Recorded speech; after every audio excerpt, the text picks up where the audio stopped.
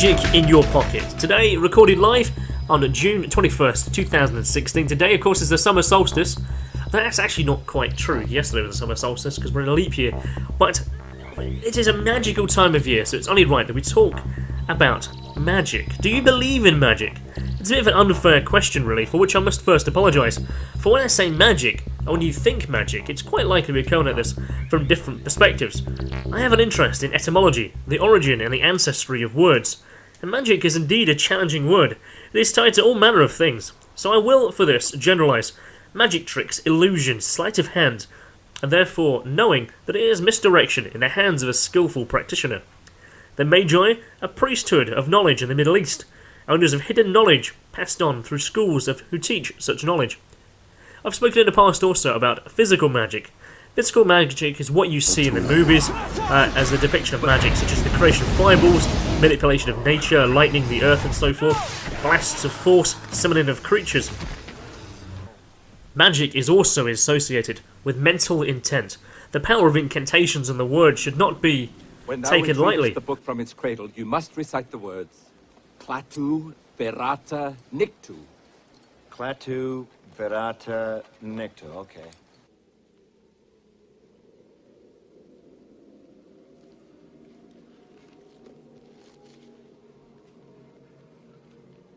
Clatu, Verata, Nictu.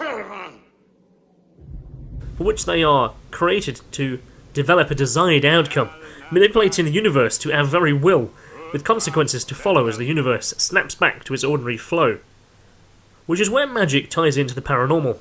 The abilities under the magic umbrella claimed by many, such as telekinesis, telepathy, knowledge gained from afar from a source, communication with supernatural entities not visible to others present. Magic also is about bringing something into reality, from one state into another. So for instance, a good example would be if you're a songwriter, you hum a tune, you think about it, and then you go home and you add some lyrics, you add some music, you've created a song, you've created magic. When a musician plays music, he often experiences, or she often experiences, euphoria, with a state of zen. You often see this as they play. Amazing to watch when you know someone is in the moment of their music. An esoteric researcher and popular writer, Thomas Sheridan, spoke to a large audience at the AV7 conference just a few months ago where I was in attendance. And Thomas spoke of a description of black magic, where you take these intentions, these attributes, and you direct them onto another person against their will. An example from stage magic to the political stage, they cannot force us to do anything unless we give them permission.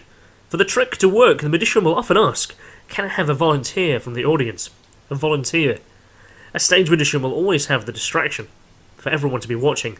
That's right, if you recall, it's always the sexy girl in a little funky little outfit, all sparkly, which catches your attention. He knows and looks at the audience. He knows most are spellbound. So when he asks, can I have a volunteer? Somebody will always raise their hand because they want to get close to the audience. They want to be on stage. They want to be part of the theatrics. They want to get close to the sexy girl. Maybe work their primitive, rustic charm. They've already been highly suggestible to be on the stage in the first place, next to the girl. And when she gives him a kiss, when he comes up, he has been bewitched. The magician casts his instructions, maybe even hypnotised, and has the volunteer barking like a dog, jumping around like a kangaroo. There is no violation or against their will that has occurred, because the magician asked for a volunteer. It's really important. In esoteric lore, there is a term, willingly came as a fool. The sleight of hand, the deception, the control of perception, gaslighting, to achieve a desired result. Magic in your pocket. What does that mean? Magic in my pocket. There is a practice in ritual magic, known as scrying, where a practitioner would take an obsidian mirror or a dark-coloured black bowl of water usually, taking interpretations and visions from the lines of reflected light. For when you scry, you are connected. Some claim you are connected to the other side, communication with entities of knowledge. Others use the phrase much darker. There is a connection to that of demons. This belief holds that demons reside in the place between the back of the mirror and the depth of your perception, giving them information, corrupting and taking their soul. I would ask you to do a task right now, one which I would never normally ask. I want you to reach into your pocket and grab your mobile device. Typically today, that's going to be a smartphone. What colour is it? It's black. You swipe left, you swipe right, you swipe up and down. People are scrying, communicating, but unbeknownst perhaps.